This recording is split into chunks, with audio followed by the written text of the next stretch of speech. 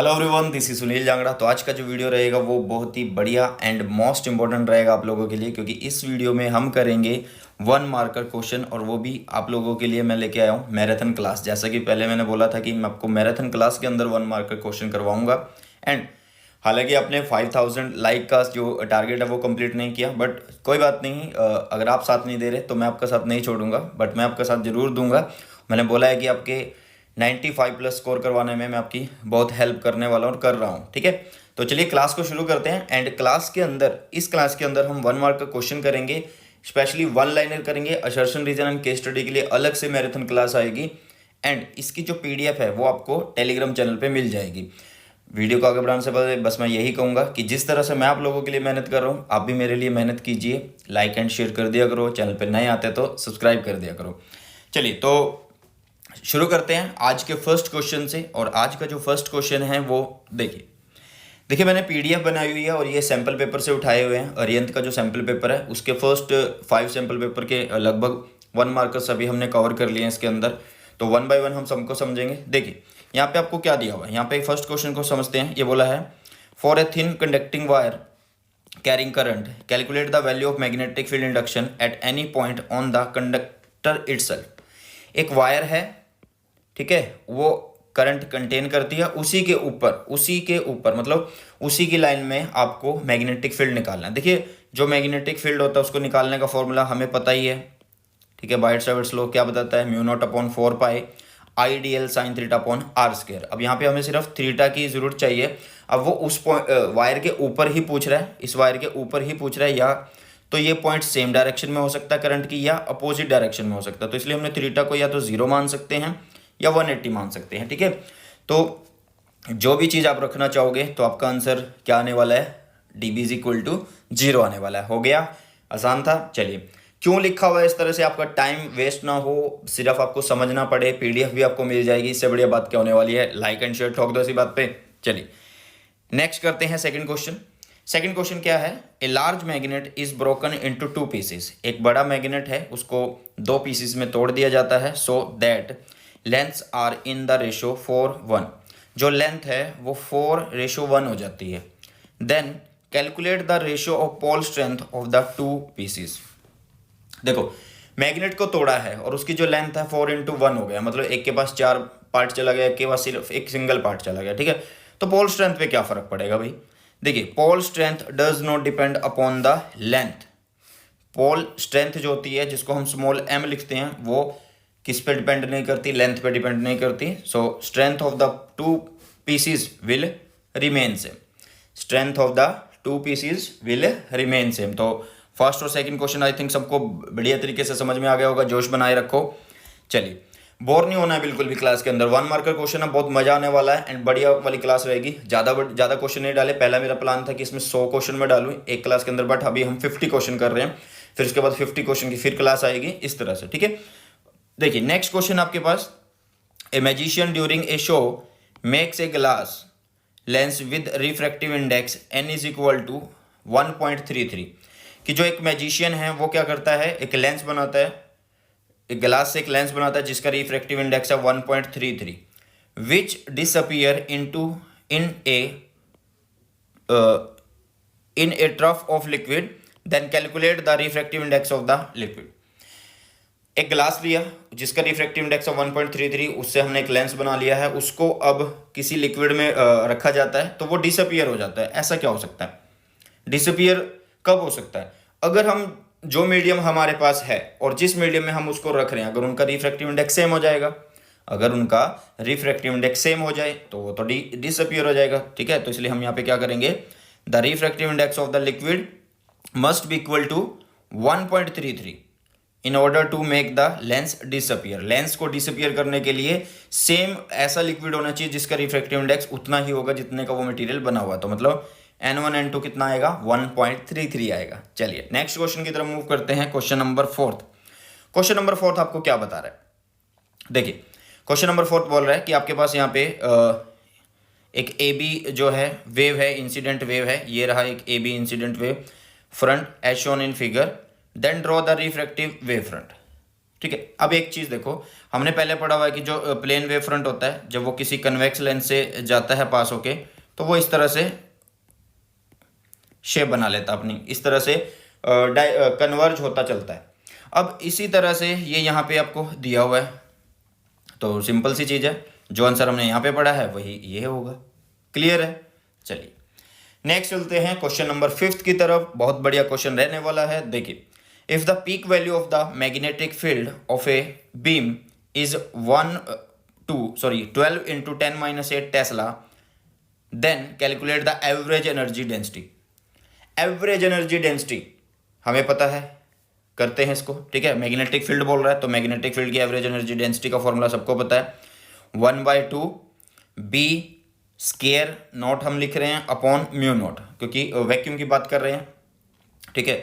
तो बी भी दिया हुआ आपके पास, म्यू नॉट की आपको वैल्यू पता है क्या होती है, 4π×10⁻⁷ होती है। दोनों वैल्यू को पुट करेंगे, आपके पास आपका आंसर आ जाएगा। मेन क्या था इस क्वेश्चन के अंदर, मेन ये चीज़ थी कि आपको पता होना चाहिए कि जो मैग्नेटिक फील्ड डेंसिटी है, मतलब जो एवरेज डेंसिटी है, उसका फॉर्मूला क्या होता है।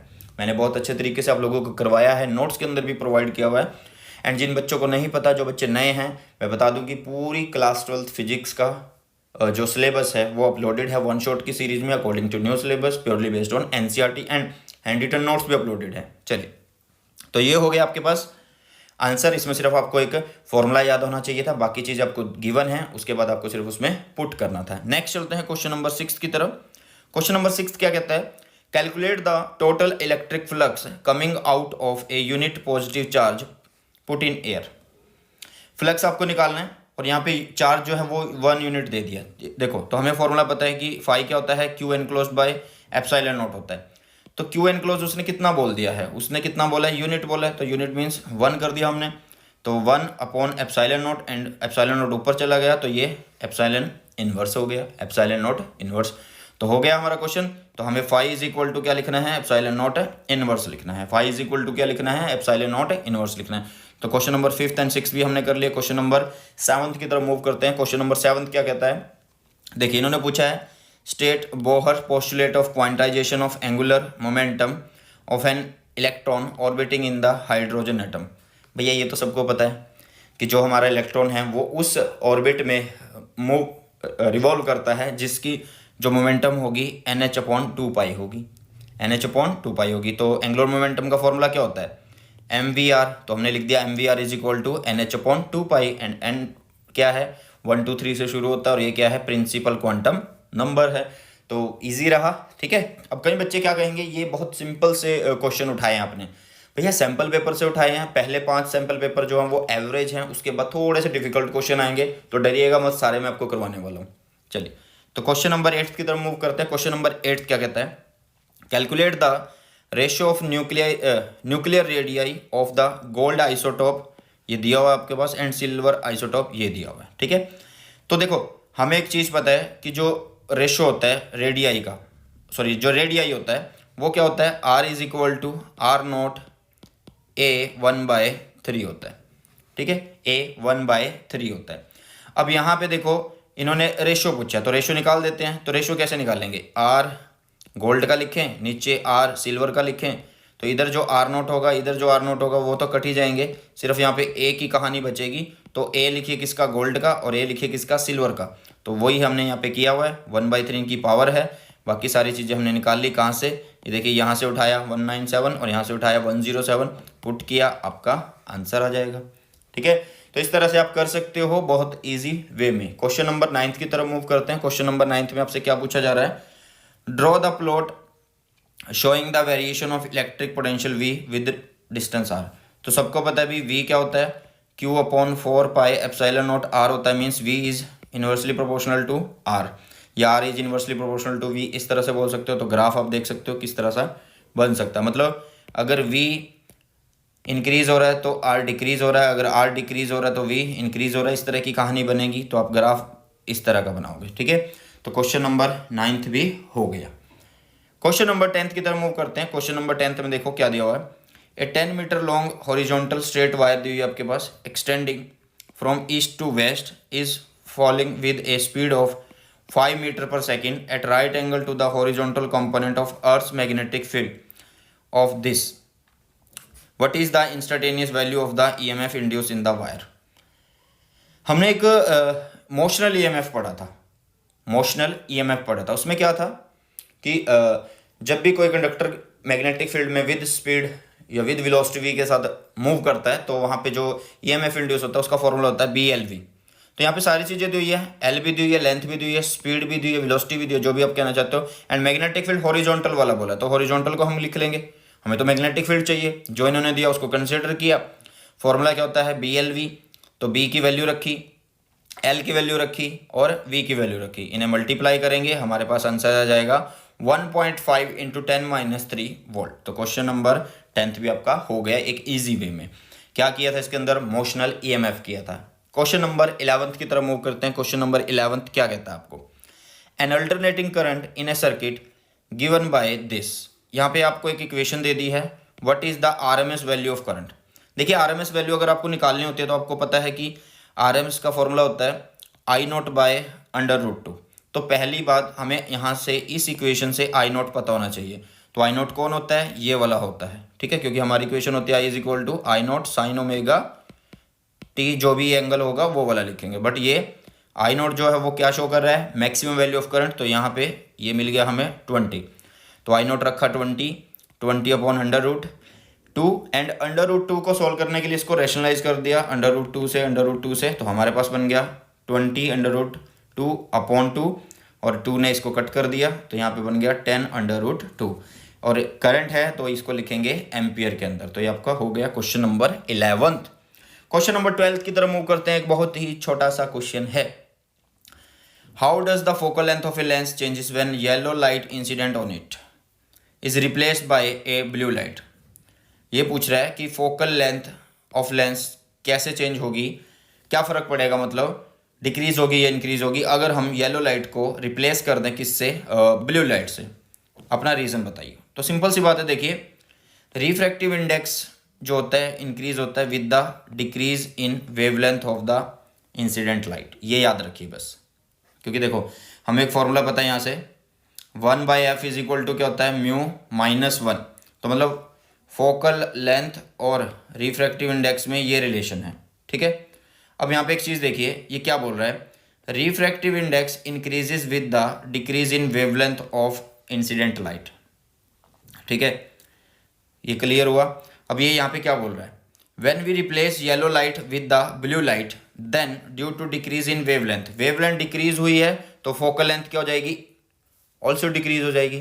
फोकल लेंथ भी क्या हो जाएगी, डिक्रीज हो जाएगी। क्यों, क्योंकि देखो वेवलेंथ इंक्रीज हुई, रिफ्रैक्टिव इंडेक्स है वो कैसा हो रहा है, देखो इन्होंने स्पेशली यहाँ पे बोल दिया है कि रिफ्रैक्टिव इंडेक्स इंक्रीज होगा डिक्रीज इन वेवलेंथ। तो यहाँ पे ये वेवलेंथ को क्या कर रहे हैं, डिक्रीज कर रहे हैं, तो रिफ्रैक्टिव इंडेक्स इंक्रीज हुआ, ये वैल्यू इंक्रीज हो रही है तो ये वैल्यू क्या होगी, डिक्रीज होगी। तो आंसर इज दिस, एफ जो होगा वो डिक्रीज होगा। एंड ये आपका एक ऑर्डर दिया हुआ है कि कैसे आप इसको लिख सकते हैं, विबग्योर, वॉयलेट, इंडियम, ब्लू, उसके बाद ये आपका जी है, ठीक है, ग्रीन है, येलो है, ऑरेंज है, रेड है। तो ये इस तरह से जब चलता है, वी से जब आई की तरफ आर की तरफ चलता है तो वेवलेंथ जो होती है वो इंक्रीज होती है, वेवलेंथ जो होती है वो इंक्रीज होती है। नेक्स्ट क्वेश्चन पे मूव करते हैं। क्वेश्चन नंबर 13 बहुत अच्छा क्वेश्चन दिया हुआ है। ये क्वेश्चन नंबर आपका बनता है चैप्टर नंबर 11th पे, dual nature of matter and radiation, dual nature of matter and radiation,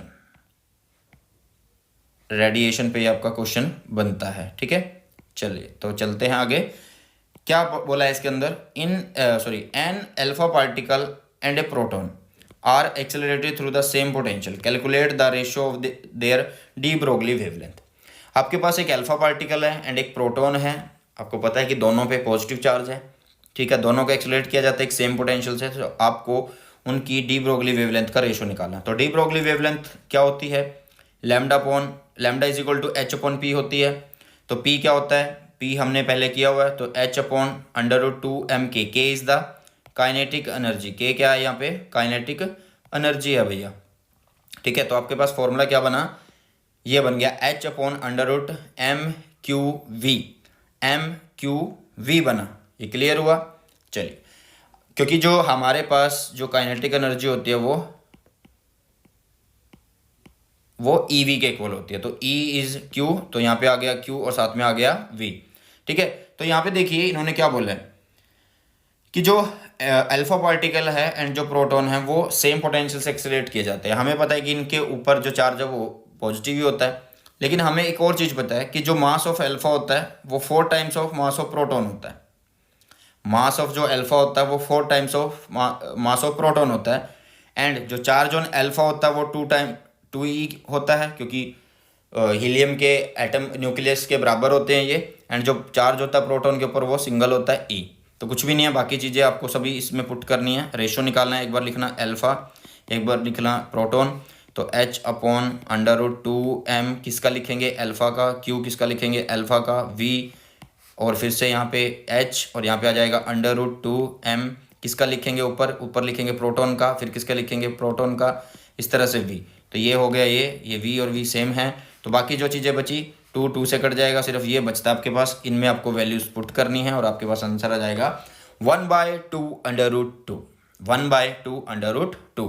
तो क्वेश्चन नंबर 13 हो गया है हमारा। क्वेश्चन नंबर 14 की तरफ मूव करते हैं। एक बेस्ट क्वेश्चन आप बोल सकते हो, बेस्ट इसलिए बोल सकते हो क्योंकि इस चैप्टर में से बच्चे ये सोचते हैं कि न्यूमेरिकल नहीं बनेगा, बट न्यूमेरिकल बना हुआ, ध्यान से देखिए। The sun delivers 10⁴ watt per metre square of electromagnetic flux to the earth surface. Calculate the total power that is incident on a root of dimension this roof, sorry ये roof है, roof of dimension, इतनी dimension. तो देखो हमें एक चीज़ पता है, यहाँ पे दिया क्या हुआ है, यहाँ पे आपको दिया हुआ है क्या, पावर डिलीवर्ड पर एरिया, पावर डिलीवर्ड पर एरिया ये दिया हुआ है। एंड जो एरिया दिया हुआ है वो कितना दिया हुआ है, एरिया दिया हुआ है 10×10, ये रहा 10×10, तो ये कितना हुआ 10×100 मीटर स्क्वायर। ठीक है, एंड जो ये चीज़ दी हुई है ये क्या दी हुई है, जिसको हम पावर डिलीवर्ड पर एरिया लिख रहे हैं, वो क्या है, एक सोलर कांस्टेंट है। तो देखो पावर डिलीवर्ड का फॉर्मूला जो होता है वो सोलर कांस्टेंट इनटू एरिया होता है। समझो, पावर डिलीवर्ड याद रख लेना कि power delivered is equal to क्या होता है, सोलर का कांस्टेंट, ठीक है, इनटू होता है एरिया। तो पावर डिलीवर्ड हमें निकालना है, सोलर कांस्टेंट कितना है, ये रहा, इसको रखेंगे यहाँ पे, मीन्स यहाँ पे हमने रख दिया, ये 10⁴ हो गया। ठीक है, एरिया कितना है, ये रहा, तो इसको यहाँ पे रखा, तो आपके पास आ गया 10⁶ वोट, 10⁶ वोट आ गया। अब यहाँ पे एक चीज़ समझने की है, एक सिंपल वे में भी आप इसको कर सकते हो। आपको दिया हुआ था 10⁴ वॉट पर मीटर स्क्वायर। अगर मैं यहाँ पे मीटर स्क्वायर को ख़त्म कर दूँ तो मुझे आंसर मिल रहा है ना, वॉट में आंसर मिल रहा है 10⁴। एरिया जो भी होगा वो लिखेंगे। तो यहाँ पे इन्होंने यही किया, सिंपली एक एरिया मल्टीप्लाई किया, और वो एरिया कितना 10⁻² है, तो इसलिए यहाँ पे आ गया 6, तो इसलिए यहाँ पे आ गया 6। क्वेश्चन नंबर 15 की तरफ मूव करते हैं। क्वेश्चन नंबर 15 क्या कहता है, देखिए, pure silicon at 300 kelvin has equal number of electron Ne and hole. कि जो आपके पास प्योर सिलिकॉन है 300 केल्विन पर, उसके पास number of electron and hole वो इक्वल है, जिनकी कंसंट्रेशन दी हुई है इस तरह से। Doping by indium increase number of hole to this. ठीक है, calculate the number of electron in the doped silicon. Calculate the number of electron, आपको ये Ne पूछ रहा है, number of electron.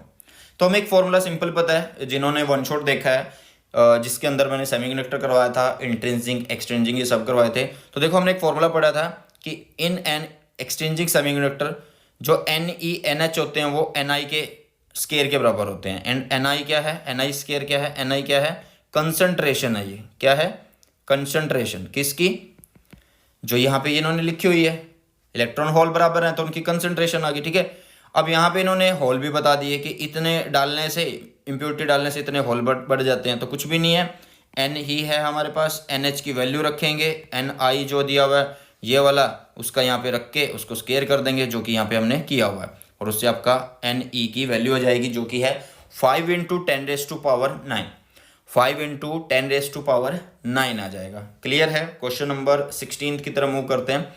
Question number 16 क्या कहता है आपको, देखिए, find the internal resistance of a 2.1 volt cell which gives a current of this through a resistance of this. ये क्या बोल रहा है, फाइंड द इंटरनल रेजिस्टेंस, आपको इंटरनल रेजिस्टेंस फाइंड आउट करना है एक सेल है जिसकी वोल्टेज है 2.1 वोल्ट, जो करंट देता है कितना 0.2 एम्पियर का, और किसके थ्रू रेजिस्टेंस है कितना 10 ओम का। तो हमें एक रिलेशन सिंपल सा पता है कि जो आई होता है वो क्या होता है E by R plus small r होता है। मतलब टोटल ईएमएफ लिखते हैं हम ऊपर, नीचे टोटल रेजिस्टेंस लिखते हैं, तो करंट आ जाता है। तो यहाँ से ये इस चीज़ को पूछ रहा है, तो कॉमन सी बात है, हमने यहाँ पे एक फॉर्मूला लिखा यही, यहाँ से क्रॉस मल्टीप्लाई किया तो ये बन गया। ठीक है, अब यहाँ से सारी वैल्यू को आप पुट कर दो। जैसे ई की वैल्यू रखी हमने 2.1 है, आई की वैल्यू 0.2 है, ब्रैकेट आर की वैल्यू 10 है, एंड स्मॉल आर आपको फाइंड आउट करना है। तो बाकी चीज़ को आपने कुछ नहीं करना, इसको इसके नीचे भेज देना है। ठीक है, बाकी रहेगा क्या 10 plus r is equal to 2.1/2। ठीक है, फिर यहाँ से आपको इस चीज़ को यहाँ पे माइनस कर देना है, तो ये माइनस हो गई है, आपके पास आंसर आएगा 0.5 ओम का। क्या आंसर आएगा 0.5 ओम का।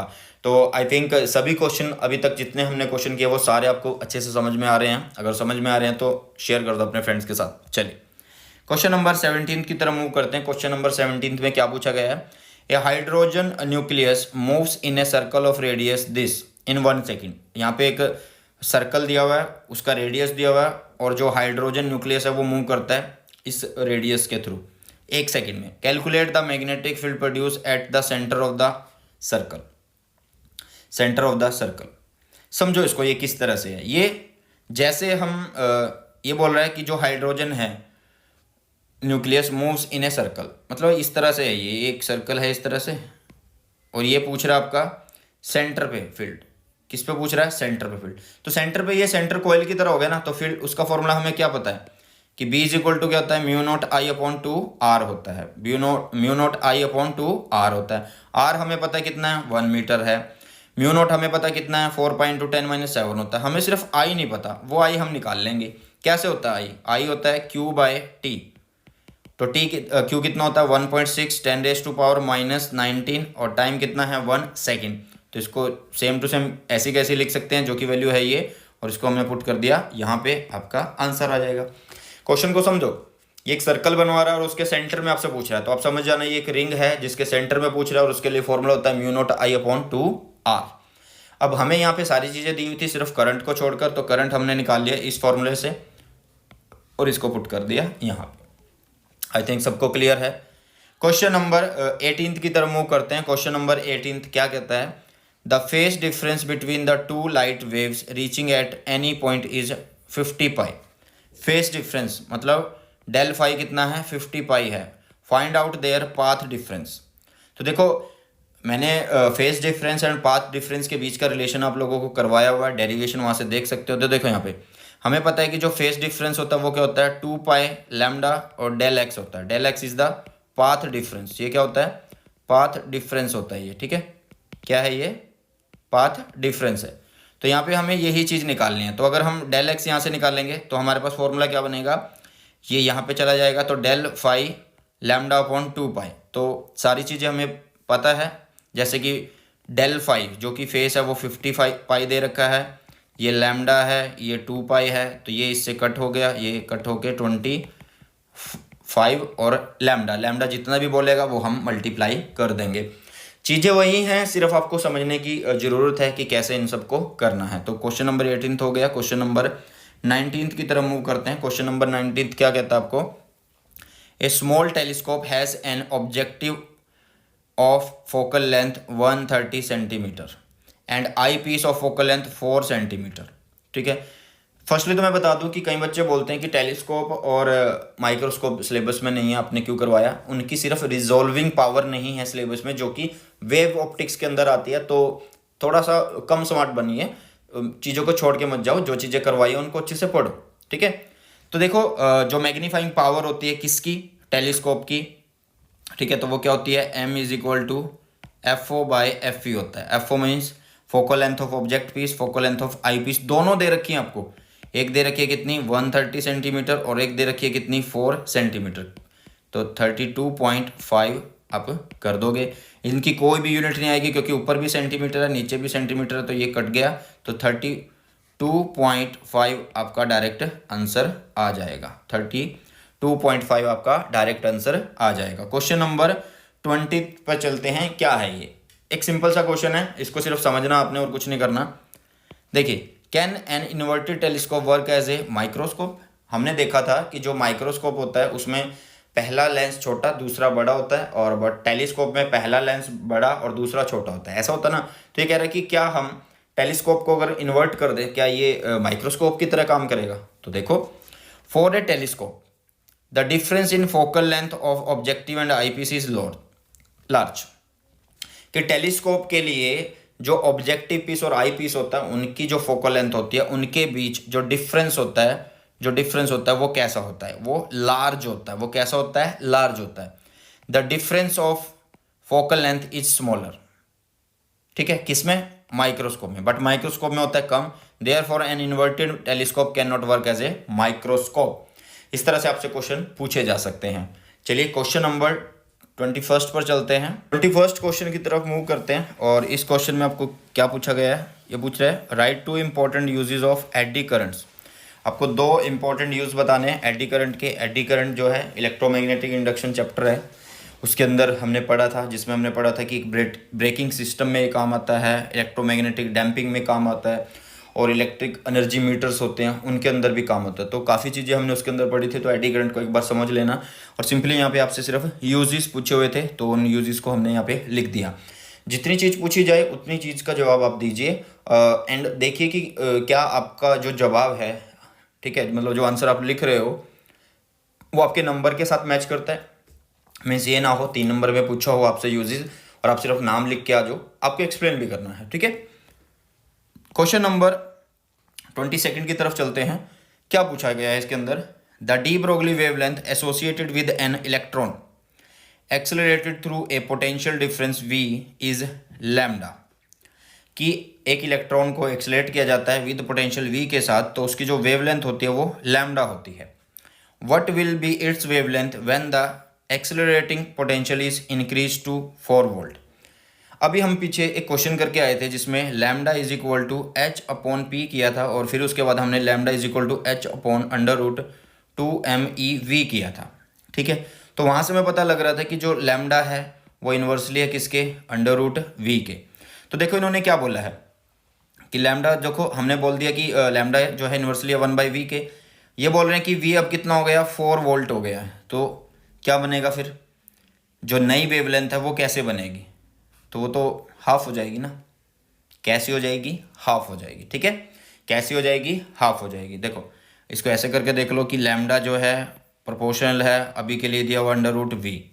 ठीक है, अब वो v को क्या कर रहा है? अब वो v को क्या कर रहा है? 4 टाइम्स कर रहा है, 4 टाइम्स कर रहा है v को।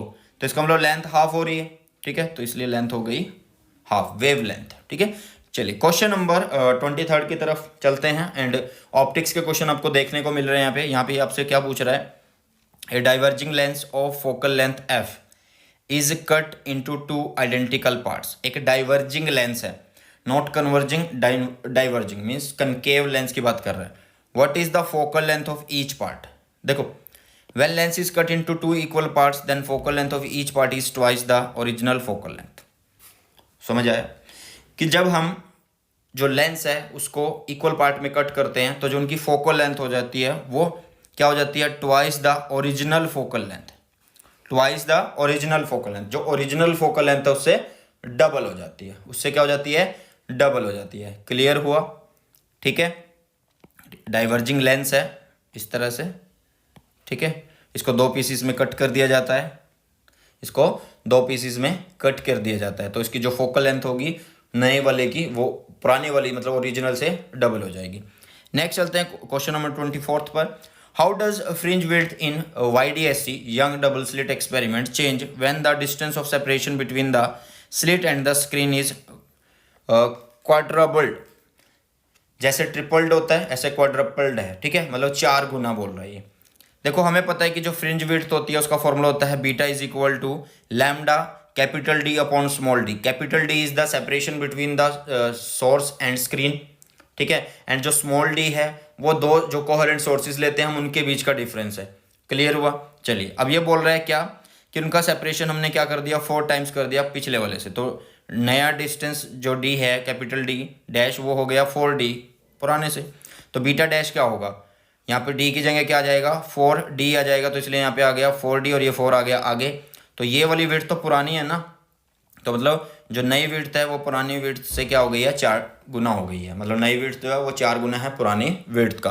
तो क्वेश्चन नंबर 24 भी हो गया। सभी बच्चों को क्वेश्चन तभी समझ में आएंगे जब उन्होंने अच्छे से पढ़ रखा होगा। पढ़ कैसे सकते हो, इतनी जल्दी कैसे सिलेबस कर ले, वन शॉट से पढ़ लो, लिंक आपको डिस्क्रिप्शन बॉक्स में मिल जाएगा। क्वेश्चन नंबर 25 पर चलते हैं। आधी मैराथन क्लास पे हम आ चुके हैं, क्योंकि मैंने पहले ही बोला था कि 50 क्वेश्चन मैं आपको इस मैराथन क्लास में करवाने वाला हूँ। एंड अभी तक हम पहुँच चुके हैं 25 क्वेश्चन पर। तो ये यहाँ पे क्या बोला है, ये क्वेश्चन प्रीवियस ईयर में भी आया हुआ है कई बार और आपको मैंने करवाया भी है। The current voltage graph for a given metallic wire eight 2 different temperature T1 and T2 is shown in the figure. एक वायर है, उसका जो करंट का लेवल है या वोल्टेज का जो ग्राफ है, करंट वोल्टेज का ग्राफ, उसको अलग अलग टेम्परेचर पर दिखाया हुआ है। ठीक है, ये T1 है, ये T2 है, यहाँ वोल्टेज जा रहा है, यहाँ करंट जा रहा है। क्लियर हुआ। तो यहाँ से आपसे क्या बोल रहा है, specify the relation between the temperature T1 and T2, कि यहाँ पे T1 ज़्यादा है या कम है, T1 एंड T2 के बीच का रिलेशन बताना है कि वो एक दूसरे के इक्वल हैं या कौन बड़ा है कौन छोटा है, ये चीज़ें बतानी है। तो हमें एक चीज़ पता है, ओम्स लॉ में हमने एक चीज़ पढ़ी थी, स्लोप, कि जब भी आपको इस तरह का क्वेश्चन आए तो आप स्लोप निकालो। और स्लोप क्या होता था, 1 बाय रेजिस्टेंस होता था। स्लोप क्या होता था, 1 बाय रेजिस्टेंस होता था। क्यों होता था, देखो, क्योंकि जब भी आपको स्लोप निकालना होगा तो आप क्या करोगे, वाई एक्सिस लिखोगे एंड किसको लिखोगे, एक्स एक्सिस को लिखोगे। ठीक है, ये हुआ ना 1/i/v हुआ, बट हमें क्या चाहिए, 1/v/i चाहिए ना, तभी तो यहाँ पे ये रेजिस्टेंस बनेगा, तो इसलिए यहाँ पे 1/r लिखा हुआ है। क्लियर हुआ। तो देखो इसके अंदर आपको यहाँ पे क्या पता लगा कि जो स्लोप है और जो रेजिस्टेंस का रिलेशन होता है वो इस तरह से होता है, जैसे कि अभी हमने करके देख लिया। उसके बाद कि जो स्लोप ज़्यादा होगा उसका रेजिस्टेंस कम होगा, तो स्लोप किसका ज़्यादा है, T1 का। तो हमने यहाँ पे लिख दिया slope of T1 greater than slope of T2। तो इसका मतलब रेजिस्टेंस किसका कम है, T1 का। मतलब वायर का रेजिस्टेंस एट टेम्परेचर T1 कम है, वायर का रेजिस्टेंस एट टेम्परेचर T2 ज़्यादा है। तो आप बोल सकते हो यहाँ पे at higher temperature resistance will be higher. So आप ये लिख सकते हो, आप ये लिख सकते हो कि किसका रेजिस्टेंस यहाँ पे ज़्यादा है। देखो यहाँ पे रेजिस्टेंस ये ज़्यादा हो रहा है, ये रेजिस्टेंस ये कम हो रहा है, तो इसका मतलब यहाँ पे टेम्परेचर T2 जो है वो ज़्यादा है as compare to T1। I think अच्छे से क्लियर हो गया होगा। नेक्स्ट क्वेश्चन की तरफ मूव करते हैं। नेक्स्ट क्वेश्चन आपका 26। इसमें आपको क्या बोला गया है, calculate the critical angle for a material of refractive index this. आपको रिफ्रैक्टिव इंडेक्स दी, आपको क्रिटिकल एंगल निकालना है। बहुत सिंपल क्वेश्चन है। देखो हमें रिलेशन पता है कि रिफ्रैक्टिव इंडेक्स क्या होता है, 1/sin क्रिटिकल एंगल होता है। तो यहाँ पे म्यू कितना दिया हुआ है, जिसको रिफ्रैक्टिव इंडेक्स बोलते हैं, वो दिया हुआ है √3। तो √3 1/sin c, sin c चला गया इधर और यहाँ हो गया 1/√3 एंड 1/√3 sin 1/√3 कब होता है वो आपको पता लगाना पड़ेगा। तो आप यहाँ पे जल्दी से बताइएगा, कमेंट करिए कि कितना एंगल यहाँ पे लिख सकते हैं। क्लियर हुआ। चलिए, तो यहाँ से आपका हो गया क्वेश्चन नंबर 26। क्वेश्चन नंबर 27 पर चलते हैं। और ये एनसीईआरटी का सोल्ड एग्जाम्पल भी है, एनसीईआरटी का सोल्ड एग्जाम्पल भी है। कई क्वेश्चन ऐसे हैं जो बहुत बड़े हैं 1 मार्कर के अंदर भी, एंड अच्छे से हम उसे कर लेंगे। देखिए यहाँ पे आपको क्या दिया हुआ है, यहाँ पे आपको एक लॉन्ग स्ट्रेट वायर दी हुई है जिसका क्रॉस सेक्शन जो दिया हुआ वो ए दिया हुआ है, रेडियस दिया हुआ है। ठीक है, क्रॉस सेक्शन ही होगा वो। उसके बाद carries a steady current I, इसमें से आई करंट जाता है and the current I is uniformly distributed. Current I जो यूनिफॉर्मली डिस्ट्रीब्यूट है अक्रॉस दिस क्रॉस सेक्शन, इस पूरे क्रॉस सेक्शन में। Draw the plot representing the variation of magnitude of magnetic field B with distance R from the centre of wire. आपको B and R के बीच में graph बनाना है। ठीक है, तो देखो यहाँ पे एक वायर दी हुई है, इसमें सारे में करंट है, यूनिफॉर्मली डिस्ट्रीब्यूटेड है। अभी के लिए जो इसका रेडियस है वो कितना है, अभी के लिए इसका जो रेडियस है वो है स्मॉल ए। अभी के लिए जो इसका रेडियस है वो कितना है, स्मॉल ए है, क्योंकि इन्होंने बोला है ये देखो रेडियस यहाँ तक। ठीक है, तो हम इसका पूरा एरिया निकालेंगे तो πa² हो जाएगा ना, एरिया ऑफ क्रॉस सेक्शन आ जाएगा। हो गया। अब देखो अगर हम ये माने कि इसका जो डिस्टेंस है, एक बार इसके बिल्कुल बाहर तक हम जा रहे हैं, मतलब लास्ट तक जा रहे हैं यहाँ से लेके यहाँ तक, और एक बार बिल्कुल स्टार्टिंग मतलब ऐसे सेंटर से लेके यहाँ तक रुक रहे हैं। तो उन केसेस को पढ़ते हैं। देखो कि जब आपका रेडियस जो है वो बड़ा है ए से, मतलब हम बिल्कुल बाहर तक की बात कर रहे हैं ऐसे, ठीक है। तो एक स्ट्रेट कंडक्टर की वजह से जो मैग्नेटिक फील्ड होता है वो कितना होता है, mu not I upon 2πr होता है, mu not I upon 2πr। आई इसमें से जा रहा है, हमें सबको पता है, तो मतलब उतना ही आई ये एनक्लोज कर रहा है, तो इसलिए बी डायरेक्टली इन्वर्सली प्रोपोर्शनल हो गया 1/r के। अब जब नेक्स्ट टाइम हुआ उसने बोल दिया कि अगर हम यहाँ तक मेजर करें, यहाँ तक सेंटर से यहाँ तक, तो मतलब इसका मतलब यह जो r है वो लेस हो गया किससे, ओरिजिनल रेडियस से, यही बात हुई ना।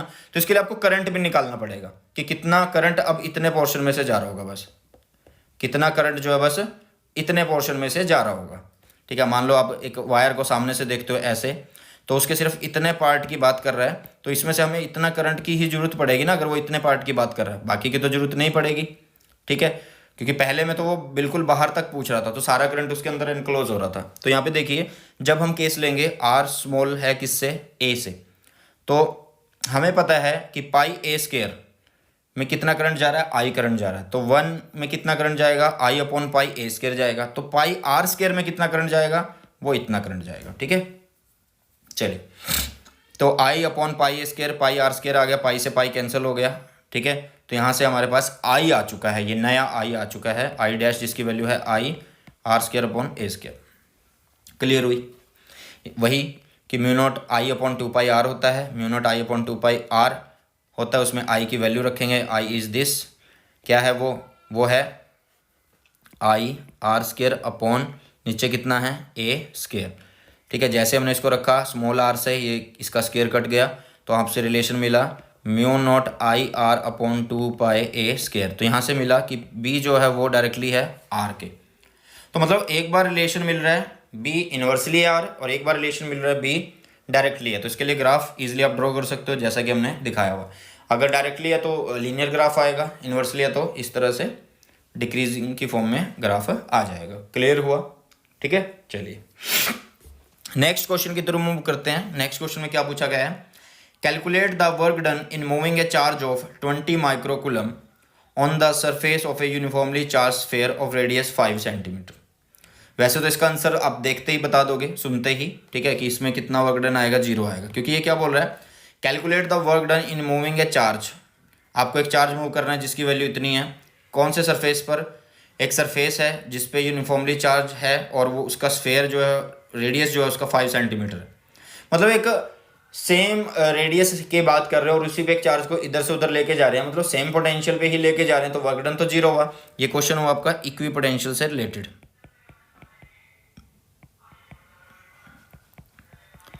जो बैकग्राउंड नॉइस है उसे इग्नोर करें, ठीक है, पढ़ाना जरूरी है, तो ये चीज़ें तो आती रहेंगी। तो देखिए यहाँ पे इक्विपोटेंशियल सरफेस का मतलब क्या होता है कि चेंज इन पोटेंशियल वहाँ पे 0 होता है, चेंज इन पोटेंशियल वहाँ पे क्या होता है 0। So work done is equal to charge into potential, ये हमें पता है। तो चेंज इन पोटेंशियल इक्विपोटेंशियल पे 0 होता है, क्यों, क्योंकि ये एक इक्विपोटेंशियल सरफेस ही है, क्योंकि ये 5 रेडियस के ऊपर ही आपकी बात कर रहा है, उस पूरे स्फीयर की बात कर रहा है, उससे कहीं और नहीं जा रहा। ये आपको ये नहीं बोल रहा कि किसी 6 सेंटीमीटर के डिस्टेंस पे जाओ या 8 सेंटीमीटर के डिस्टेंस पे जाओ, उसी पे बात कर रहे हैं। तो उसी पे बात करने का मतलब सेम पोटेंशियल की बात हो रही है, और सेम पोटेंशियल क्या होता है, इक्विपोटेंशियल सरफेस की बात हो रही है, तो इक्विपोटेंशियल पे क्या होता है, जो चेंज इन पोटेंशियल होता है वो 0 होता है। तो इसलिए यहाँ पे वर्क डन कितना हुआ, 0 हो गया, वर्क डन कितना हुआ, 0 हो गया। क्वेश्चन नंबर 29 पर चलते हैं। क्वेश्चन नंबर 29 बहुत सिंपल सा क्वेश्चन है, calculate the net flux through a cube of side 2 centimetre placed in a uniform electric field this what it's with its faces. देखो इन्होंने क्या बोल रहा है कि यहाँ पे आपको नेट फ्लक्स निकालना है। फ्लक्स के अब 2 फॉर्मूले होते हैं, एक ये वाला और एक ये वाला, या तो ई डॉट डी एस लिखो या क्यू बाई एप्सिलॉन नॉट, जो कि गॉस थ्योरम से रिलेटेड है, गॉस थ्योरम का फॉर्मूला है। अब यहाँ पे हमें इलेक्ट्रिक फील्ड दिया है, तो कॉमन सी बात है कि हम इसको बात करेंगे, हम इसको बात करेंगे। अब ये क्यूब की बात कर रहा है, देखो ये किसकी बात कर रहा है, ये क्यूब की बात कर रहा है, इस तरह से ये क्यूब है, ठीक है, ये क्यूब है। अब इस क्यूब के अंदर क्या रखा हुआ है, ये बोल रहा है calculate the net flux through a cube of side 2 centimetre placed in uniform electric field. अब यूनिफॉर्म इलेक्ट्रिक फील्ड में ये रखा हुआ है, चार्ज की बात तो नहीं की ना, तो इसका मतलब क्या होगा, इलेक्ट्रिक फील्ड एक फेज से एंटर कर रही होंगी और दूसरे से आउट हो रही होंगी, एक फेज से एंटर कर रही होंगी और दूसरे से आउट हो रही होंगी। तो इसमें क्या होता है, जितनी मतलब फील्ड लाइंस जिनको हम फ्लक्स बोलते हैं, मतलब फाई एंटरिंग, वो किसके इक्वल होता है, फाई लिविंग के इक्वल होता है। किसके इक्वल होता है, फाई लिविंग के इक्वल होता है। मतलब तो यहाँ पे जो टोटल फ्लक्स हुआ वो तो 0 हो गया, एनक्लोज तो कुछ हुआ ही नहीं क्योंकि जितना अंदर गया उतना बाहर आ गया है, ठीक है। तो इसलिए यहाँ पे हम लिख देंगे फाई जो नेट है वो 0 हो गया, फाई जो नेट है वो कितना हो गया हमारे पास 0 हो गया। क्लियर हुआ। क्वेश्चन नंबर 30 पर चलते हैं, 30वें क्वेश्चन की तरफ मूव करते हैं।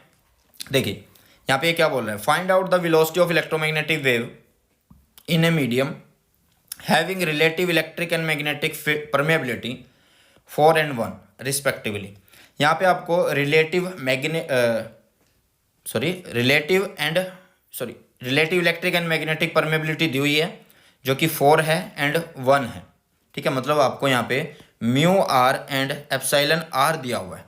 तो हमें पता है कि जो ईएम वेव होती है उसका फॉर्मूला होता है v इज इक्वल टू 1/म्यू एप्सिलॉन, ठीक है। इसको खोल सकते हैं ऐसे, इस तरह से। म्यू को कैसे लिखेंगे, mu naught mu are. Epsilon को लिखेंगे एप्सिलॉन नॉट एप्सिलॉन आर। तो इसमें से हम इसको ऐसे लिख सकते हैं कि 1/म्यू नॉट एप्सिलॉन नॉट इंटू 1/म्यू आर एप्सिलॉन आर, इस तरह से लिख सकते हैं। अब एक चीज़ तो हमें दी हुई है क्या, कि भाई जो 1/म्यू आर और ये है, इसकी वैल्यू तो आप लिख ही दोगे क्योंकि एक दे रखा है 4, एक दे रखा है 1। क्लियर हुआ। और जो ये चीज़ होती है ये किसके इक्वल होती है, हमेशा सी के इक्वल होती है। कि सी की वैल्यू कितनी होती है 1/म्यू नॉट एप्सिलॉन नॉट, वैक्यूम की बात कर रहे हैं ना, ठीक है। तो इसको हम लिखेंगे यहाँ पे सी। तो यहाँ पे आपके पास फॉर्मूला आ गया v is equal to c by mu are epsilon r. तो सी है 3 × 10⁸ metre per second and mu R कितना है 4 और ये है 1। तो नीचे बनेगा कितना 2 ही बनेगा, ठीक है। 3/10⁸ 2 इससे कट हो जाएगा तो 1.5 आ जाएगा आपका आंसर, साथ में ये पावर लग जाएगी।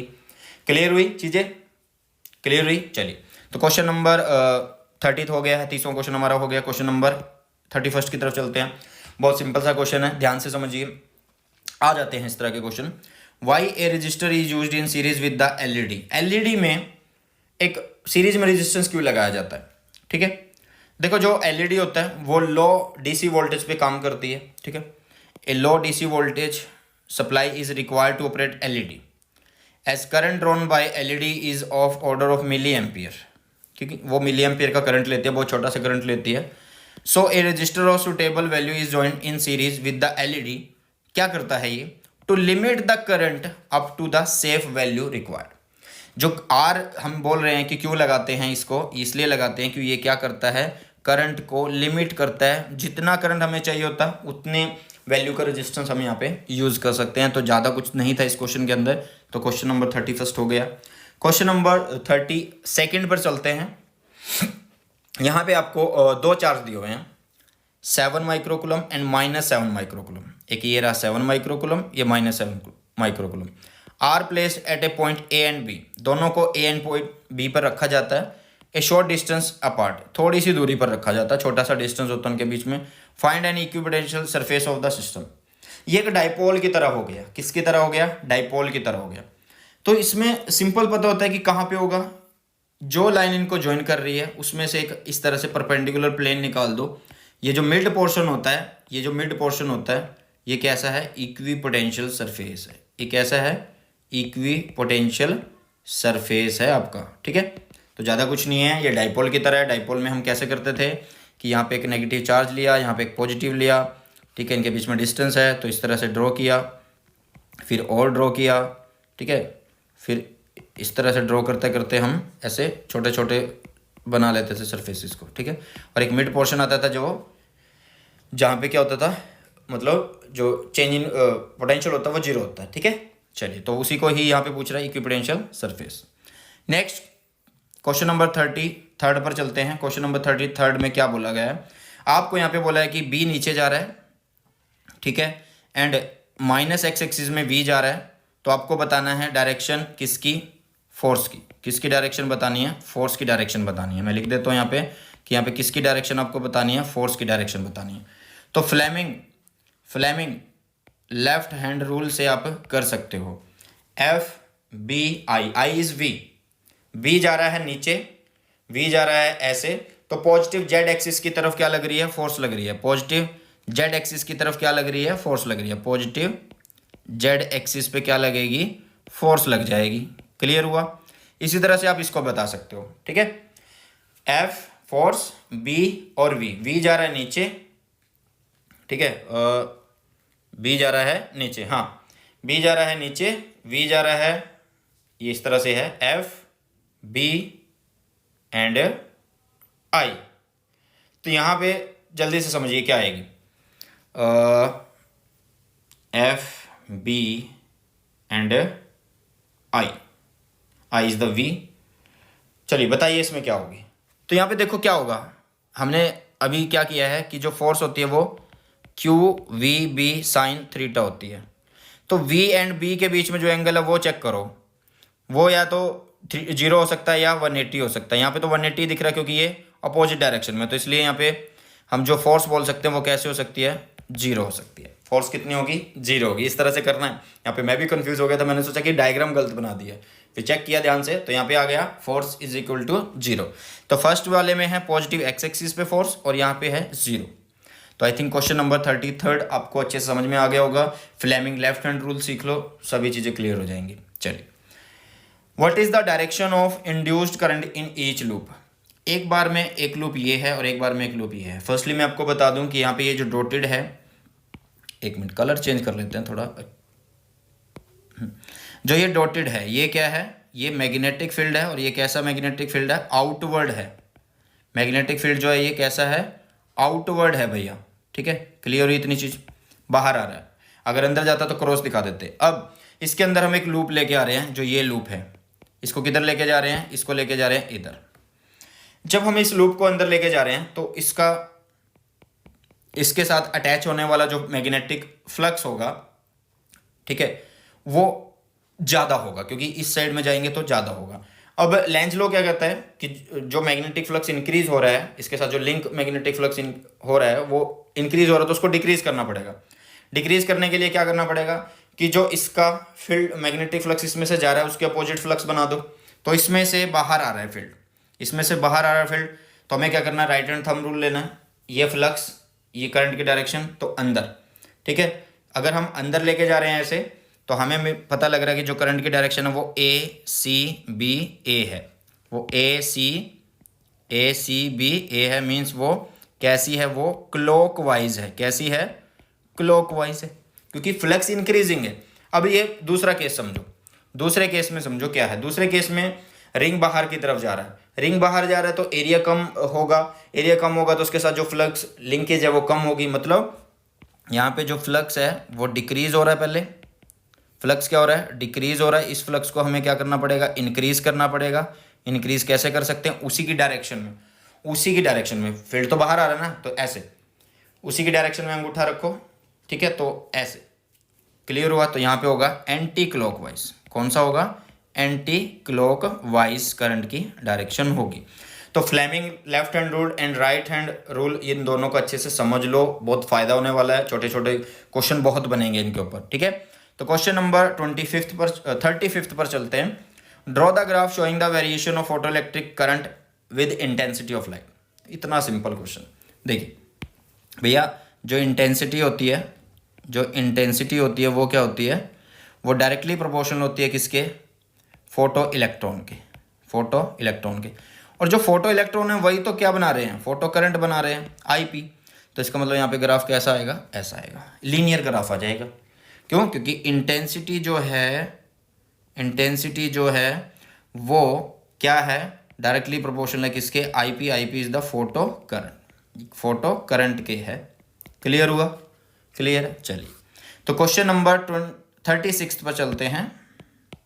36 पर यहाँ पे आपको क्या दिया हुआ है, यहाँ पे आपको 2 सेल दिए हुए हैं, एक 5 वोल्ट का है, एक 6 वोल्ट का, दोनों को सीरीज में लगाया हुआ है।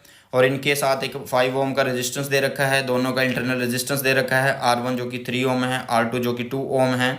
आपको वी ए सी पूछा है, मतलब ए और सी के बीच में आपको पोटेंशियल पूछी है। तो देखो, हमें एक चीज़ का तो सबको पता है कि जो करंट होता है वो total EMF by total resistance होता है, ठीक है। तो वो कैसे है, total EMF is E1 + ET। क्यों, क्योंकि ये सीरीज में है, तो 11 आ गया, क्योंकि एक 5 और एक 6 है तो 11 हो गया ना, ठीक है। नीचे रेजिस्टेंस देखो, ये कितना है, 3, ये 2, ये 3, इसका 3, इसका 2, 5 और 5 ये, तो 10 हो गया। तो मतलब करंट तो हमारे पास डायरेक्ट आ गया कितना, 1.1। क्लियर हुआ, इतनी चीज़ समझ में आ गई। अब इसके बाद हमें क्या करना है, हमें एक रिलेशन पता है, ये रिलेशन पता है कि जो V होता है वो E माइनस आई आर होता है। तो आप सिंपल करो, यहाँ पे लिखो टोटल EMF माइनस आई और total resistance. Total resistance is this, अगर किसी को प्रॉब्लम है ये समझने में। तो आप डायरेक्ट लिखो यहाँ पे E1 कितना है, E1 प्लस E2 वो 11 है, माइनस आई कितना है 1.1 है, एंड R1 और R2 कितना है वो 5 है। तो 1 माइनस 5.5, ठीक है। तो अब करिएगा 5.5 आपका आंसर आ जाएगा, 5.5 आपका आंसर आ जाएगा। क्लियर हुआ? तो इस तरह से आप इस क्वेश्चन को कर सकते हो, या फिर आप इस तरह से कर सकते हो। मान लो हम ए और बी के बीच का पोटेंशियल लिखें तो कैसे लिखेंगे, वी ए माइनस, देखो पहले वी ए सी की अगर हम बात करें तो वी ए माइनस वी सी लिखना पड़ेगा। एंड अगर हम इनके बीच का लिखें तो उसे कैसे लिखेंगे, V A minus V B लिखेंगे, प्लस इसके बीच का लिखेंगे तो कैसे लिखेंगे, V B minus V C लिखेंगे। सारी चीज़ें वही हैं, सारे वही फॉर्मूले हैं, लेकिन अगर आपको इन चीज़ों से प्रॉब्लम होती है तो डायरेक्ट ये वाला याद रखो और उसमें पुट करो, आपका आंसर आ जाएगा। तो क्वेश्चन नंबर 36 हो गया। क्वेश्चन नंबर 36 यहाँ पे गलती हो गई है, 20 35 36 दो बार आ गया, कोई बात नहीं, नंबरिंग गलती हो गई है, कोई बात नहीं। देखिए यहाँ पे आपको क्या दिया हुआ है, an electron is moving parallel to uniform magnetic field 5T, parallel move कर रहा है, ठीक है, with constant velocity 15 metre per second, calculate the force. अभी तो करके आए हैं। एफ क्या होता है, q v B sine theta होता है, q v B sine theta होता है। पैरेलल मूव कर रहा है तो इसका मतलब थीटा कितना हुआ 0 डिग्री, एंड साइन जीरो 0, तो इसलिए यहाँ पे क्या जाएगा, एफ जो आएगी वो 0 आ जाएगी। एफ कितनी आ जाएगी, 0 आ जाएगी। तो क्वेश्चन नंबर 36 भी हो गया। एक बहुत अच्छे वे में हमने कर लिया, एक बेस्ट वे में कर लिया, ठीक है, क्योंकि हमें पता है ये अच्छे कॉन्सेप्ट हमने पढ़ रखे हैं ध्यान से। क्वेश्चन नंबर 37 पर चलते हैं, वैसे 38 है ये। ए सिल्वर कॉयल है जिसके पास 100 टन है, रेडियस है इतना, करंट करती है carry 1 ampere, then find out the magnitude of magnetic field at the centre of the coil. Centre पे निकालना। अब कई बच्चे बोलेंगे आपने तो सेंटर कराया नहीं, एक्सिस वाला करवाया है, सेंटर पे क्या होगा, वो एक्सिस का डिस्टेंस खत्म हो जाता है। तो एक्सिस के लिए जो फॉर्मूला होता है वो होता है mu not I upon 2R, but यहाँ पे टर्न्स बोले हैं तो उन टर्न्स की जो मल्टीप्लाई हम करंट के साथ कर देंगे, तो यहाँ पे आ गया N। तो फॉर्मूला बना mu not an I upon 2R। सारी चीज़ें दी हुई हैं। म्यू नॉट का मतलब होता है 4 पाई इंटू 10-7, एन का मतलब क्या होता है 100 क्योंकि दिया हुआ है, I is the current 1 ampere दिया हुआ है, 2 ये वैल्यू थी, एंड आर जो रेडियस है वो दिया हुआ ये रहा, तो इसको रखा यहाँ पे। कैलकुलेट करिएगा, बहुत ईजी है, ये और ये तो इसी से कट ही गया डायरेक्ट। बाकी इसको ओपन कर देंगे, 22/7 होगा, उसको ओपन करेंगे तो ये बनता है, इसको ऊपर भेज देंगे तो आपके पास बचेगा 3.14 इंटू 10-7, एंड मैग्नेटिक फील्ड है तो यूनिट हुई Tesla, denoted by capital T. Question number 38 पर मूव करते हैं। क्या बोल रहा है आपको ये, आपको बोल रहा है find the ratio of the electrostatic force between 2 points charges of equal charge. 2 point charge है आपके पास, दोनों इक्वल चार्ज के हैं, एक बार उसको एयर में रख रहे हैं ए पॉइंट, और एक बार बी उसको किसी मीडियम में लेके जा रहे हैं। तो पहले एयर में तो सबको पता है कैसे लिखेंगे, ठीक है, देखो 1/4 पाई एप्सिलॉन नॉट, दोनों चार्ज क्यू स्क्वायर हुए अपॉन उनके बीच का डिस्टेंस जो कि हम आर मान लेते हैं, तो आर स्क्वायर हुआ, ठीक है। तो ये हुआ एयर के लिए। अब इसको उठा के किसी मीडियम में रख दिया, मतलब इन चार्जेस के बीच में कोई मीडियम रख दिया, ठीक है। तो हम कैसे करेंगे, अब क्यू स्क्वायर तो वही चार्ज के चार्ज हैं, डिस्टेंस भी वही का वही है, तो यहाँ पे आना था नीचे एप्सिलॉन, और एप्सिलॉन की वैल्यू होती है एप्सिलॉन नॉट एप्सिलॉन आर, तो इसको यहाँ पे रख दिया, ठीक है। तो फॉर्मूला आया q square upon 4 pi epsilon naught epsilon r square. ये फर्स्ट है, ये आपका सेकंड है। क्लियर हुआ? चलो अब इन दोनों का रेशियो निकालना, तो रेशियो लिखा ये, जो कटा वो काट दिया, बचा हमारे पास ये, तो सिंपल था, आंसर आ गया, सिंपल था ये। चलिए तो क्वेश्चन नंबर 39 पर चलते हैं। क्वेश्चन नंबर 39 में क्या दिया हुआ है, यहाँ पे आपको एक टेलीविजन दिया हुआ है जिसका जो पावर बताया हुआ है 100 वोट है, is used for 2 hours, time दिया हुआ है। Then what is the value of unit of expense of electricity. देखो जब भी आपको यूनिट ऑफ इलेक्ट्रिसिटी पूछा हो निकालने के लिए, तो आपको वहाँ पे समझ जाना कि आपको वहाँ पे एनर्जी पूछी हुई है, एनर्जी, ठीक है। तो हमें पता है कि जो पावर होता है उसका फॉर्मूला होता है वर्क अपॉन में टाइम। पावर का जो फॉर्मूला होता है work upon time. Energy is the total work and the power is the rate of doing work, कि आप जो काम कर रहे हो उसको कितनी दर से कर पा रहे हो, ठीक है। तो P हो गया W/T। एनर्जी निकालनी है तो W निकालेंगे तो P इंटू टी हो जाएगा, P इंटू टी। पावर भी दी हुई है, ये रही, कितने टाइम के लिए चलता है वो भी दिया हुआ है, तो ये रहा। दोनों को मल्टीप्लाई किया, आपके पास कितना आया, 200 वोट आर आ गया, 200 वोट आर आ गया। और वोट आर को अब किलो वोट बनाते हैं पहले। क्यों बनाते हैं, क्योंकि हमें क्या करना पड़ेगा, यूनिट बनानी पड़ेंगी। तो हमने क्या किया, इसको क्या किया, 1000 से डिवाइड कर दिया तो किलो बन गया, ठीक है। तो ये जीरो कट गई, ये जीरो कट गई, तो आपके पास बचा कितना, 0.2। एंड किलो वोट आर्स को ही यूनिट बोलते हैं, तो यहाँ पे 0.2 यूनिट आ गया आंसर। कितना आ गया, 0.2 यूनिट। मतलब 0.2 यूनिट खर्च होती हैं 2 घंटे के अंदर एक टेलीविज़न के द्वारा। क्लियर है। इलेक्ट्रिसिटी से रिलेटेड पावर एंड एनर्जी पे 2 क्वेश्चन बन सकते हैं, या तो आप एनर्जी पे क्वेश्चन पूछा जा सकता है या पावर पे क्वेश्चन पूछा जा सकता है, ठीक है। तो क्वेश्चन हुआ आपका 39 कंप्लीट। 40 पर चलते हैं। How does photo current is produce by solar cell. मैं नहीं करवाऊंगा, बिल्कुल नहीं करवाऊंगा, क्योंकि बहुत बार करवा दिया, वन शॉट में करवा दिया। तो ये एक तरह से आपको खुद करना है, ये वर्किंग है, एक होमवर्क मान के चलो आप। क्या है ये, होमवर्क है आपका, ठीक है, बहुत सिंपल है। चलिए 41 पर चलते हैं, ठीक है। 41वां क्वेश्चन है हमारा। Find out how the magnetic moment mu of an electron revolving around the nucleus vary with the principal quantum number. वैसे तो ये क्वेश्चन नहीं करवाना चाहिए, क्योंकि ये भी डेरिवेशन है और मैंने अच्छे से करवा रखी है। फिर भी देखिए इन्होंने क्या बोला है, फाइंड आउट करना आपको मैग्नेटिक मोमेंट, जिसका नाम दिया इन्होंने mu, of an electron revolving around the nucleus varies with principal quantum number. देखो जो मोमेंटम होती है उसको कैसे लिख सकते हैं, मैग्नेटिक मोमेंट को म्यू आई ए से लिख सकते हैं। अब मान लो इलेक्ट्रॉन घूम रहा है, किसी ना किसी रेडियस पे घूम रहा होगा, ठीक है। तो जो जितना एरिया ये कवर करता है वो क्या होगा, पाई आर स्क्वायर होगा, ठीक है। तो हमने यहाँ पे लिख दिया ए की जगह पाई आर स्क्वायर।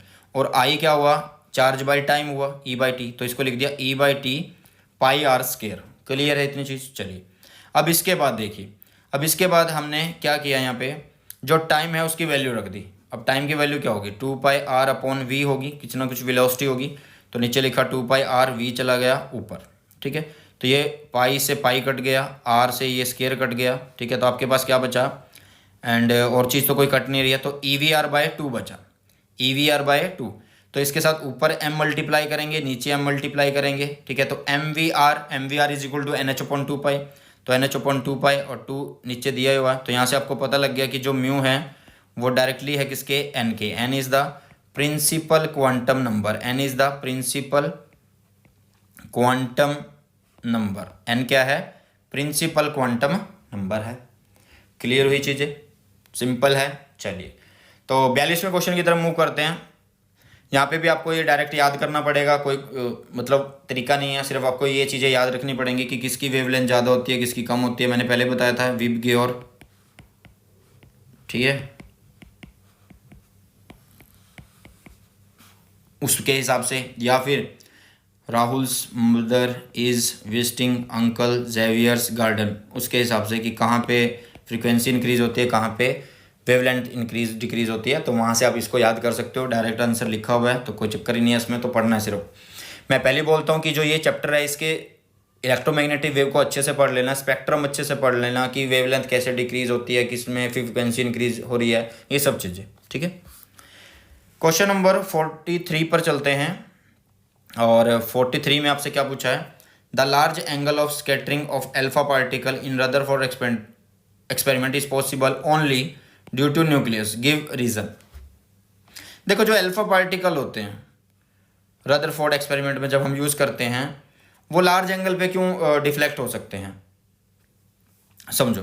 जो अल्फा पार्टिकल हैं उन पे चार्ज है पॉजिटिव, न्यूक्लियस पे चार्ज पॉजिटिव, तो भाई पॉजिटिव पॉजिटिव से टकराया, दूर ही जाएगा ना। क्लियर हुआ। तो क्वेश्चन नंबर 43 हमारा हो चुका है, ठीक है। अब चलते हैं क्वेश्चन नंबर 44 पर। 44वां क्वेश्चन आपके पास आपकी स्क्रीन पर ये रहा।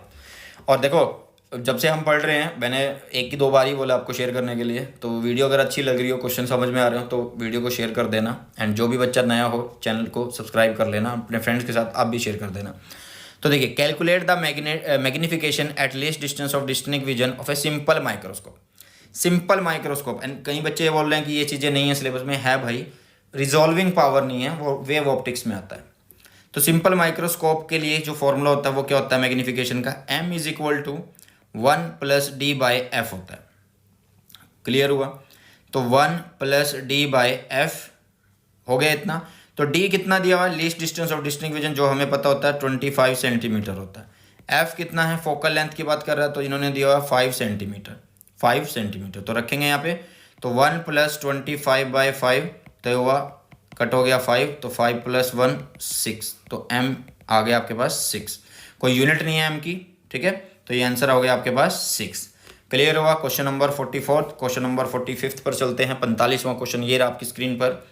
मैंने इलेक्ट्रोमैग्नेटिक वेव जब कराया था तो स्टार्टिंग में इलेक्ट्रोमैग्नेटिक वेव उसकी जो प्रॉपर्टीज़ हैं वो चीज़ें लिखवाई थी, उनको अच्छे से पढ़ना। उसमें आपको एक फॉर्मूला मिलेगा C is equal to E/B। यही चीज़ इस पूरे क्वेश्चन में पूछी है। यहाँ पे क्या दिया हुआ है कि आपके पास एक प्लेन इलेक्ट्रोमैग्नेटिक वेव है जिसकी फ्रीक्वेंसी 25 मेगाहर्ट्ज़ है, ट्रैवल करती है फ्री स्पेस में, किस डायरेक्शन में, एक्स डायरेक्शन में, at a particular point in a space and time. E दिया हुआ है दिस, ई दिया हुआ है, वो आपसे बी पूछ रहा है। तो सिंपल सी चीज़ है कि अगर आपको ई दिया हुआ है, बी पूछ रहा है, तो सी का फॉर्मूला आपको पता होना चाहिए। सी का फॉर्मूला क्या होता है, E/B होता है। सी का फॉर्मूला क्या होता है, E/B। यहाँ से क्रॉस मल्टीप्लाई करोगे तो बी की वैल्यू हो जाएगी E/C।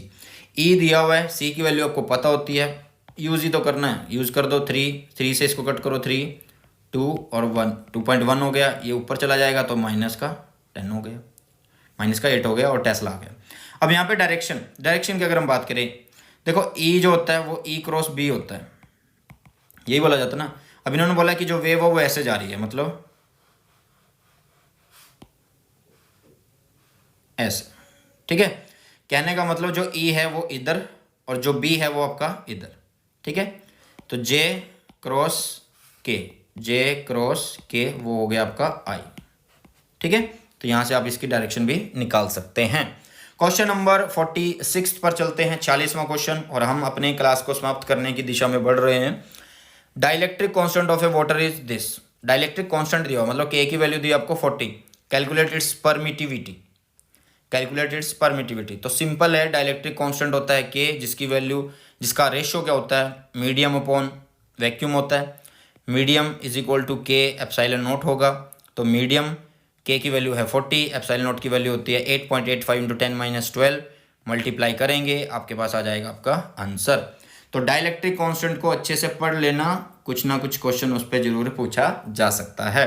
तो ये था 46, 40वां क्वेश्चन हो गया। 47वें क्वेश्चन की तरफ मूव करते हैं। इसमें फिर से वही बात है कि एक बार मैग्नेट है जिसकी मैग्नेटिक मूवमेंट है m, is cut into 2 parts of equal length, then find out the magnetic moment and pole strength of either part। देखिए क्या फर्क पड़ेगा, पोल स्ट्रेंथ जो है वो तो सेम ही रहेगी, तोड़ने से कुछ नहीं होता, पोल स्ट्रेंथ तो सेम ही रहती है। हाँ, मैग्नेटिक मूवमेंट पे फर्क पड़ सकता है क्योंकि उनके बीच का जो डिस्टेंस है वो आधा हो गया, तो इसका मतलब जो मैग्नेटिक मूवमेंट है वो भी हाफ हो जाएगी। क्योंकि देखो मैग्नेटिक मूवमेंट क्या होती है, पोल स्ट्रेंथ इंटू डिस्टेंस होता है ना उनके बीच का डिस्टेंस, तो डिस्टेंस को हमने आधा कर दिया, डिस्टेंस को कर दिया आधा, तो इसका मतलब जो मैग्नेटिक मूवमेंट है वो भी क्या हो गई, हाफ हो गई है। क्लियर हुआ? क्लियर। चल 48 पर चलते हैं। क्या दिया है यहाँ पे आपको, the work function of a substance is this. Work function मतलब फाई दिया हुआ है।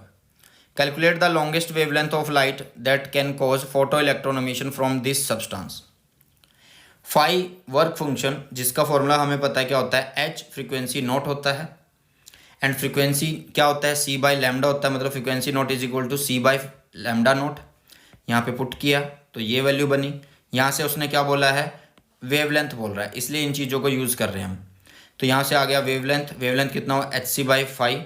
h की वैल्यू पता होती है कितनी होती है, 6.63 इंटू 10⁻34। c की वैल्यू भी हमें पता है 3 इंटू 10⁸8 मीटर पर सेकेंड होती है, एंड 5 ये दे ही रखा है 4 इलेक्ट्रॉन वोल्ट। इलेक्ट्रॉन वोल्ट को कैसे लिख सकते हैं, 1.6 इंटू 10⁻19 लिख सकते हैं। तो इसको कैलकुलेट करिएगा, आपके पास आ जाएगा आपका आंसर। वर्क फंक्शन आया तो वर्क फंक्शन से रिलेटेड क्वेश्चन फॉर्मूला लगेगा, एक सिंपल सी चीज़ है। क्लियर हुआ? क्लियर। चलिए तो क्वेश्चन नंबर 49 पर चलते हैं। यहाँ पे आपको एक 100 वोल्ट और 220 वोल्ट का एक बल्ब दे रखा है। कनेक्ट करते हैं इनको एक सप्लाई से जिसकी सप्लाई है 110 volt. Calculate the power dissipate. Power dissipate करने के लिए हमें क्या पता होना चाहिए, पावर डिसिपेट का मतलब होता है कि P is equal to V I. तो V तो हमें पता है कितना है 110, क्योंकि इन्होंने बोला 110 पे कनेक्ट किया जाता है। ये 220 तो बल्ब के ऊपर लिखा हुआ है, ठीक है। तो P is equal to V I, but हमें पहले I निकालना है। तो I कैसे निकाल सकते हैं, P बाई वी कर लेते हैं। P कौन सा, ये 100 वोल्ट वाला ये, तो 100 अपॉन इसी का ही जो वोल्टेज है 220 किया, तो यहाँ से 10/22 एम्पियर आ गया। तो बस बाकी का फॉर्मूला तो पता है, P is equal to V I. तो V कितना है 110 और I कितना है 10/22, ठीक है। तो करिएगा इसको और आपका आंसर आ जाएगा, and answer is 50 what. Answer is 50 what. चलिए, तो आज के लास्ट क्वेश्चन की तरफ मूव करते हैं, और लास्ट क्वेश्चन ये रहेगा हमारा।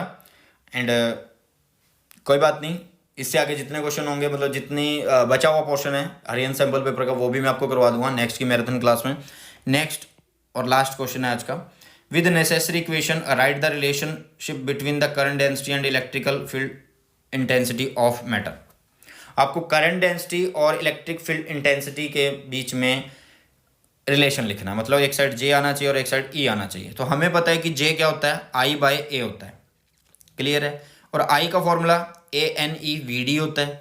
A से A कट गया तो आपके पास बचा J is equal to NEVD। And VD का फॉर्मूला फर्दर हमें पता क्या होता है, small e capital E/m tau होता है। इसको रखने की जरूरत क्यों हुई, क्योंकि इन्होंने E पूछा है हमसे, इलेक्ट्रिक फील्ड भी आना चाहिए, तो यहाँ पे इलेक्ट्रिक फील्ड है, तो इसको हमने इसमें पुट किया और हमारे पास ये आ गया, ठीक है। वेक्टर फॉर्म में लिखना है तो J वेक्टर E वेक्टर हो जाएगा, कोई खास बात नहीं है, बाकी चीज़ें आपको दिख रही हैं। तो ये था हमारा क्वेश्चन नंबर 50वां क्वेश्चन था आज की हमारी इस क्लास का, एंड लास्ट क्वेश्चन था। तो इस क्लास के अंदर हमने 1 मार्कर के क्वेश्चन कर रहे हैं, 1 लाइनर कर रहे हैं। इसका मतलब ये नहीं है कि मैं आपको असर्शन रीजन नहीं करवाऊंगा या केस स्टडी नहीं कराऊंगा, उनको भी एक बेस्ट वे में करेंगे, बढ़िया तरीके से करेंगे। बस सपोर्ट बनाए रखो, जल्दी ही दूसरी मैराथन क्लास आएगी। एंड आई होप कि आपको वीडियो पसंद आई होगी, अच्छे से समझ में आया होगा। अगर सब कुछ समझ में आया, वीडियो अच्छी लगती है तो लाइक कर देना एंड चैनल को सब्सक्राइब कर देना। जैसे आपको पढ़ने के लिए मोटिवेशन की ज़रूरत होती है, वैसे ही मुझे भी वीडियोस बनाने के लिए मोटिवेशन की ज़रूरत होती है। तो मिलते हैं हमारी नई वीडियो में। Thanks for the watching, God bless you all, have a nice day.